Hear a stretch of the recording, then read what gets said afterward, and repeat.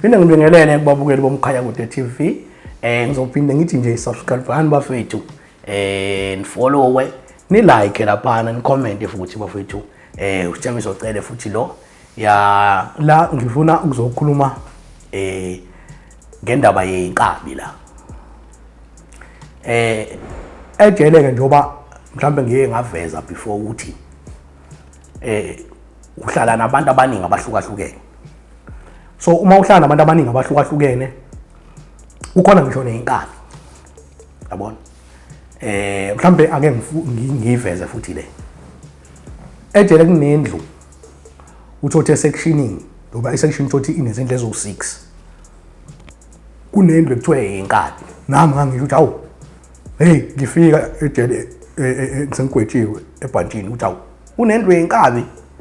Awu kushuthi izivele ithathwe nje ziyodlaliswa zodwa. Kanti cha le inkabi ekusequnywa ngazo kuthiwa indlu yenkabi abantu abasina ingoma abadlala le ngoma ekuthiwa uShiyamene.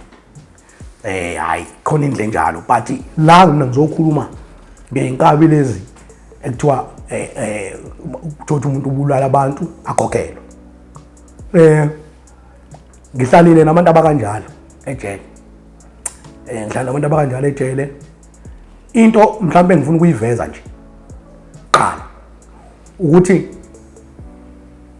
ebantwini abakanjalo ngihlale nabo imost yabo uyazi mawusuhleli naye hayi umuntu nje ophilayo futhi uyabona umuntu nje njengabantu nje bonke uyabona imvamisa uthola ukuthi ungene kuleyo nto one abaningi uthothi ungene ngokuthi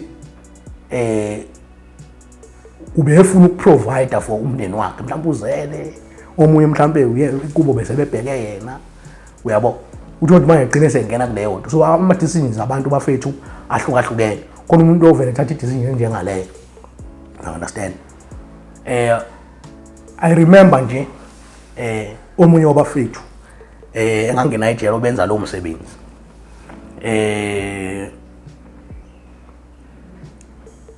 engichazela nje ngawo ukuthi ubethi bebenza lento uthola ukuthi kuzosuka umuntu amcele ukuthi ucela ukuthi amenze lo msebenzi wona lo ukuthi ufuneka ukuyoshaya umuntu othile. Wakuveza ukuthi imvamisa uyawuthola mhlawumbe abanye abantu besifazana ufuna ushawa indoda mhlawumbe ufuna amafa nani omunye uthola mhlawumbe isitha sakhe indlela athile kukhona ke abantu uthothi umuntu yazi kuyenzeka ube nesitha ongasazi ukuthi isitha sakho. Angeke ngiyiveze futhi leyo ukuthi kanjani kuyenza kube uthothi unesitha ngokuthi kunabantu mhlawumbe abadayisayo so mhlawumbe umuntu unebusiness ne ebusinessini kuba khona labo lento ekuthiwa ama competitors uthothi uvule ibusiness elikompita nomunye umuntu othile. You understand? Lasa lim affect ibusiness lakho lo muntu yabo waqala waba isitha sakhe ungazi ukuthi uyisitha sakhe uthothi ke lo muntu uzosuka manje ayofuna inkabi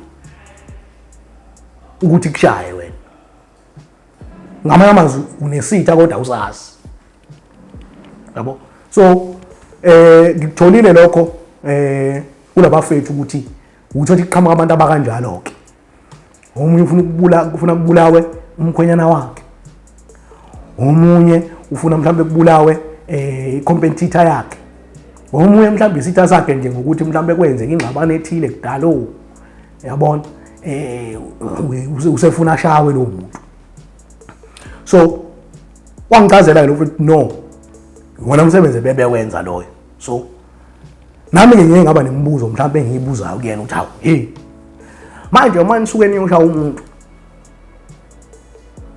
nenza kanjani mhlambe in terms of phela igazi lomuntu liyakhuluma, uyabo.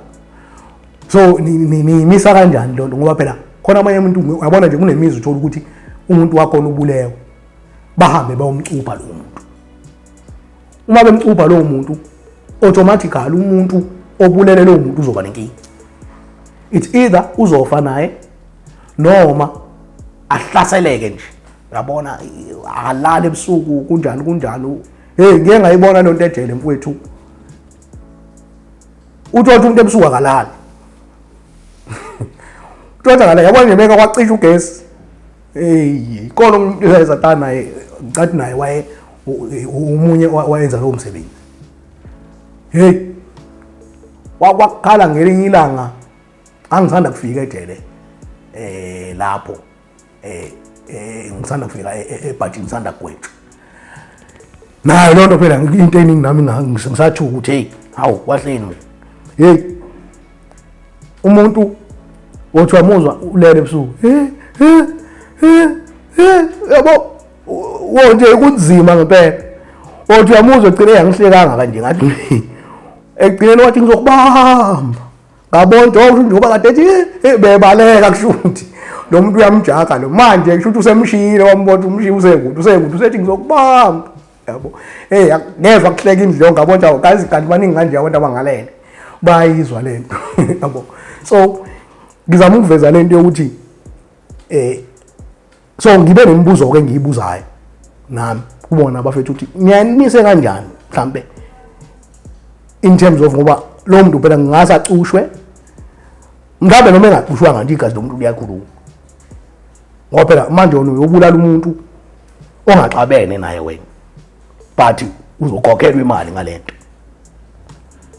Hayi chazela mfethu ukuthi no umuthi bayawusebenza baye baqale bafuna i-deposit qala before aye koshana umuntu. Leyo deposit leyo yiyo ke ahamba ngisho ukuthi ayinyangeni thizeni iyomqinisa ngendlela emqinisa ngayo. And waze wangivezela lo mfethu ukuthi kuyenzeka ukuthi kufuneka bewushaya umuntu ongashayeki mhlawumbe ngesibhamu.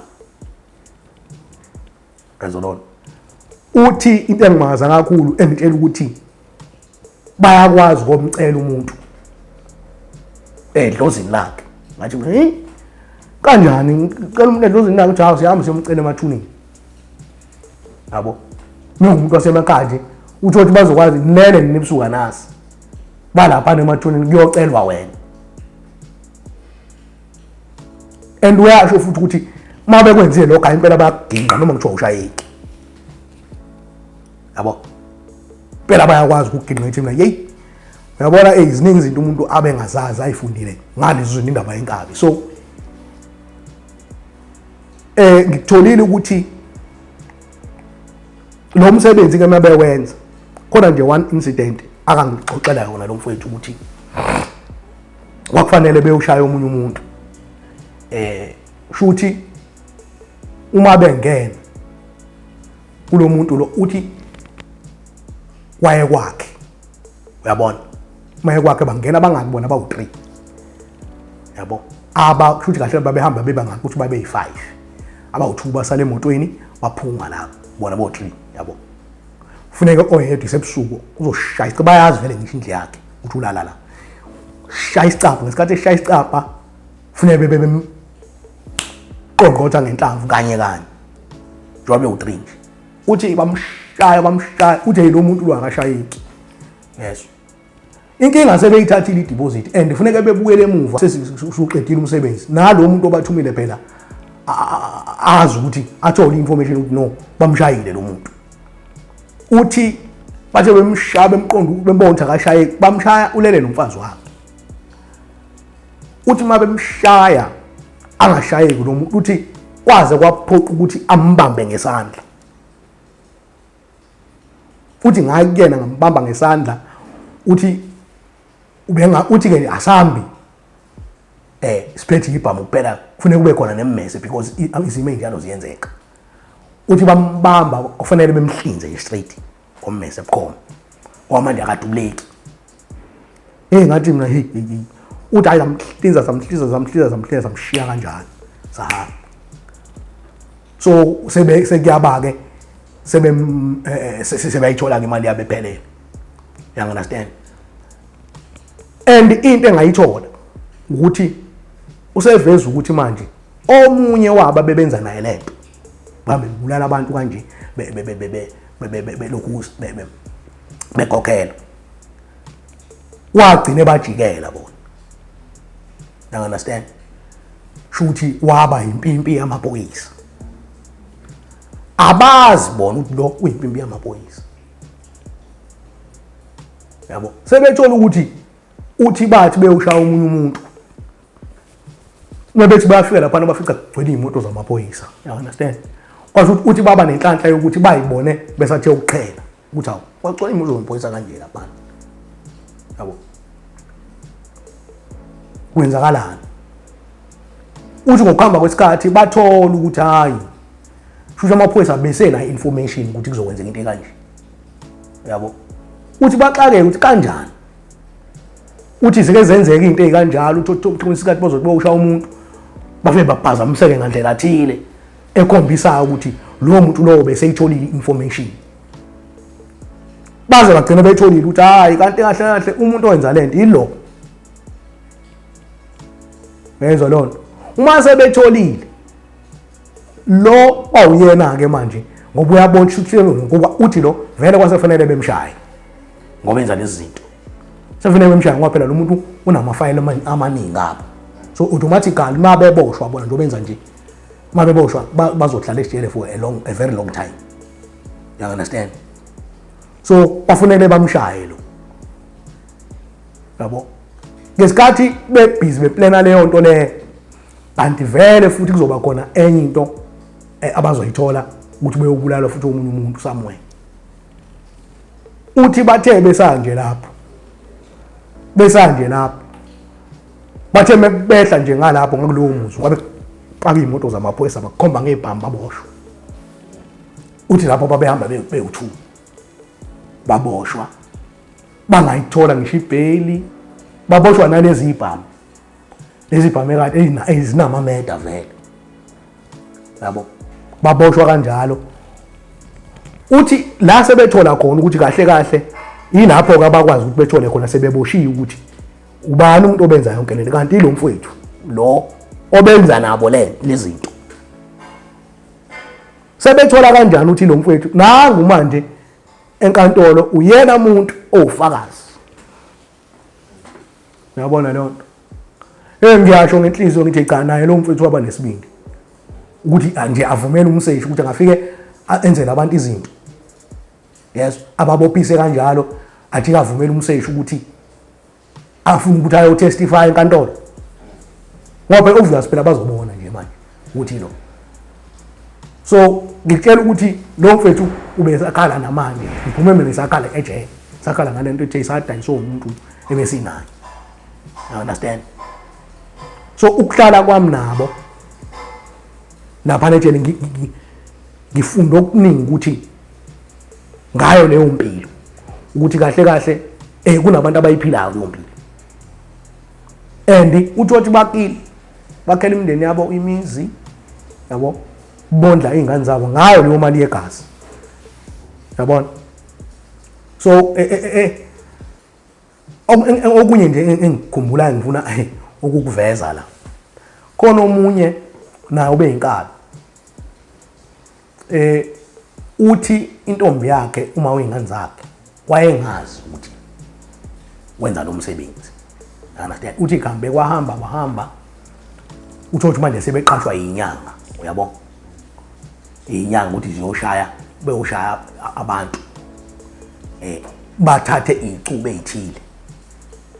Lezi icube ezithile lezi inyanga ziyayidinga for ukuthi bizihlanganisa amakhathakhathazo lapha. So bebehamba befike bula lo muntu bamhlinze bethathe leyo maphathi.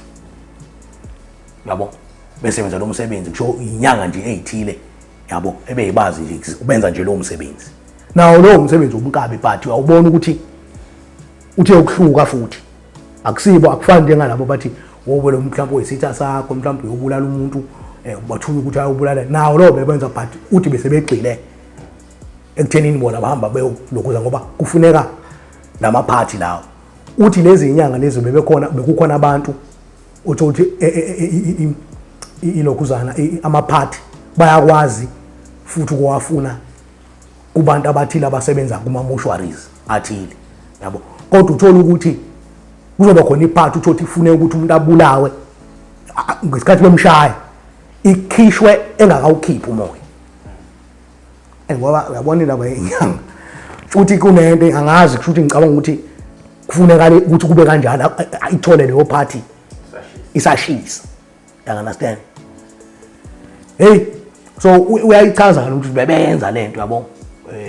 ubulala ngisho nezingane uyabona lonto ukuthi izohamba ufuna imtshontsho ingane manje intshontsho ingane ngeke beze beyise kule nyanga iphile uyabona ukuthi umsebenzi womkabi lo kodwa othi ukuhlukahluka yabo so ngafike ngathola nalonto uthi oh kanti nomsebenzi womkabi is not just ukuthi ilaba nje uthi umuntu uyathengwa kanjalo ukuze kunabantu abathengelwa ukuthi beyobulala umuntu okuzothathwa amaphathi akhe bethunga inyanga so uthi bulala ngisho ingane ezincane kuthiwa kufuneka iphathi mhlawumbe engane engakathumbi mhlawumbe esilisa or esifazane you understand so wangicazela lo mfethu ukuthi no yena besebenza umsebenzi onjengalo and yazi umbono ukuthi uaggressive ngisho khona ejele lapha ukuthi umuntu nje uyashesha ukucasuka yabo and mase ecasuka uyambona uyashintsha yabo umbonto eyophenduka isilwanyana ke manje ndoda yabo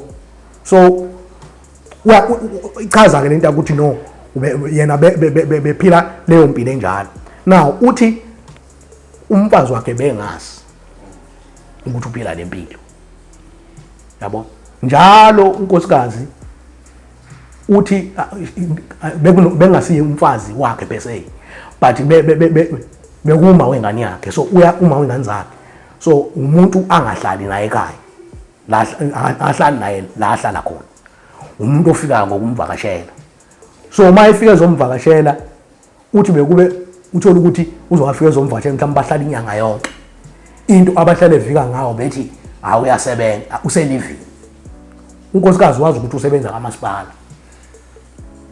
yabo kanti asebenza kamasipala wenza lo msebenzi and uyamkhokhela imali ingane lezi uzondla ngale mali umfazi umonda ngale mali you understand so uthi uhambe kwahamba bahamba bawushaya